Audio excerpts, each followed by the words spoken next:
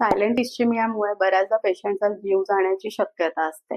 Silent इस्चिमिया म्हणजे काय, तर पेशंटला काहीच लक्षणं नसतात, पण रक्तपुरवठ्याचा अभाव शरीरामध्ये असतो. तर हे जाणून घेण्यासाठी स्ट्रेस टेस्ट करणं सगळ्यात जास्त गरजेचं असतं. स्ट्रेस टेस्टमध्ये काय होतं, रेस्टिंगचा ईसीजी आणि आफ्टर एक्झर्शनचा ईसीजी कंपेअर केला जातो आणि त्यामुळे आपल्याला रक्तपुरवठा लगेच कळून येतो. त्याच्यासोबतच बीपी हे वाढणारच आहे. बऱ्याचदा पेशंट म्हणतात की हो, चालल्यावर किंवा श्रम झाल्यावर बीपी वाढणारच आहे. अगदी बरोबर आहे, बीपी वाढणार, पण त्याच्यासाठी काही लिमिट्स आहेत. जो सिस्टोलिक बीपी आपण म्हणतो, वरचा बीपी आहे, तर त्याचं लिमिट आहे 200 पर्यंतच तो बीपी गेला पाहिजे. आणि खालचा बीपी म्हणजे डायस्टोलिक बीपी, तर तो 100च्या वरती जाणं अपेक्षित नाही आहे. जर त्याच्या पुढे जात असेल तर त्याला आपण हायपरटेन्सिव्ह रिस्पॉन्स म्हणतो. दुसरी गोष्ट की THR, टार्गेटेड हार्ट रेट.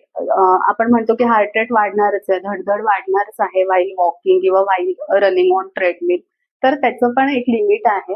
आपल्या एजनुसार ते सेट केलेलं असतं आणि त्यामुळे आपल्याला कळतं की आपण श्रम करताना किती हार्ट रेट वापरला जातो किंवा हृदय किती दमत आहे.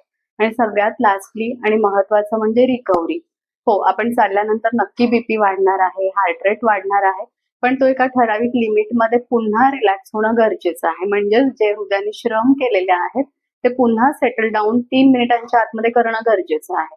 तर ह्या सगळ्या पॅरामीटर्समध्ये तुमचं हार्ट नक्की कुठे बसतंय हे चेक करण्यासाठी स्ट्रेस टेस्ट करणं गरजेचं आहे. तर क्लिनिक्समध्ये या आणि स्ट्रेस टेस्ट करून घ्या. थँक्यू.